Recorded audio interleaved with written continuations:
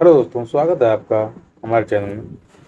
आज हमारा मन कर रहा था कि आप लोगों को कुछ कविताएं सुनाई जाएं, क्योंकि कविताओं में बहुत सारी बातें छिपी रहती हैं, कुछ क्रिएटिविटी रहती है। और ऐसे ही क्रिएटिव कलाकार हमारे हैं। एक बहुत ही युवा जो पोएट हैं हमारे, ये हैं जी चतुर्वेदी जी। और इनकी एक कविता आई थी। कविता क्या आई थी, इनकी पूरी किताब ही आई थी। बहुत अच्छी कविताएं लिखते हैं, दिल को छू लेने वाली कविताएं लिखते हैं। तो इनकी किताब आई थी कुछ साल पहले, इनकी दो तीन किताबें आ चुकी हैं, जिनमें एक किताब आई थी खुशियों की गुप्तचर।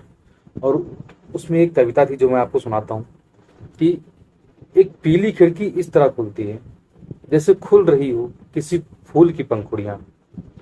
एक चिड़िया पिंजरे की सलाखों को ऐसे कुतरती है जैसे चुग रही हो अपने ही खेत में धान की बालियां। मेरे कुछ सपने अब सूख गए हैं, मेरे कुछ सपने अब सूख गए हैं। इन दिनों उनसे अलाव जलाता हूँ, पत्तियों की तरह इस्तेमाल करता हूँ। और जो सपने हरे हैं उन्हें बटोर कर एक बकरी की भूख मिटाता हूँ। मेरी भाषा का सबसे बूढ़ा कवि लाइब्रेरी से लाया है मोटी किताबें। चौराहे पर बैठ सोने की असरफियों की तरह बांटता है शब्दों को। मेरे पड़ोस की बुढ़िया ने इजाद किया है एक यंत्र जिसमें आंसू डालो तो पीने लायक पानी अलग हो जाता है, खाने लायक नमक अलग, NH2 और NaCl को अलग अलग कर देती है।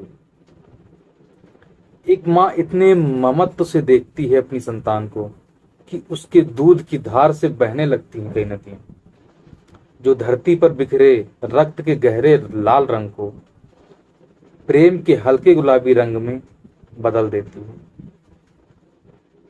ये थी कविता।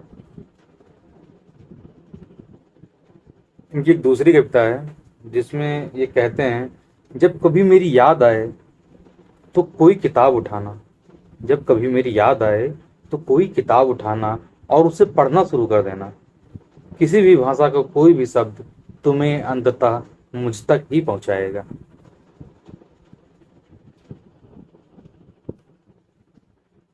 जाते जाते पलट कर देखा उसने और रुकते रुकते भी चमक कर पूछ लिया, क्यों मियाँ इतने बरस जी लिए, जिंदगी जिंदगी का क्या किया। सबकी नजरें बचाकर उससे नजरें मिलाई, सबकी नजरें बचाकर उससे नजरें मिलाई। और बिना रुके दमक कर बोल दिया, आधी रोटी कमाई मिल बांट कर खाई। और खुश हूं कि गालिब का एक शेर आधा तो समझ लिया। ये एक और कविता है असंबद्ध, इसको भी इन्होंने उसी में डाला है। कितनी ही पीड़ाएं हैं जिनके लिए कोई ध्वनि नहीं, ऐसी भी होती है स्थिरता जो हूबहू किसी दृश्य में बनती नहीं। ओस से निकलती है सुबह, मन को गीला करने की जिम्मेदारी उस पर है। शाम झांकती है बारिश से, बचे खुचे को भिगो जाती है। धूप धीरे धीरे जमा होती है, धूप धीरे धीरे जमा होती है कमीज और पीठ के बीच की जगह में, कमीज और पीठ के बीच की जगह में रह रह कर झुल झुल झुलसाती है।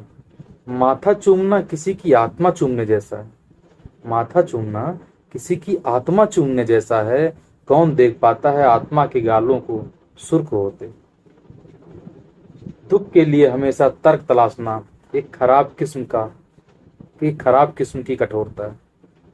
तो ये थी इनकी कुछ कविताएं। अच्छा लगा हो तो आप लोग इसको शेयर जरूर करिएगा और चैनल को सब्सक्राइब करना मत भूलिएगा। Thank you so much.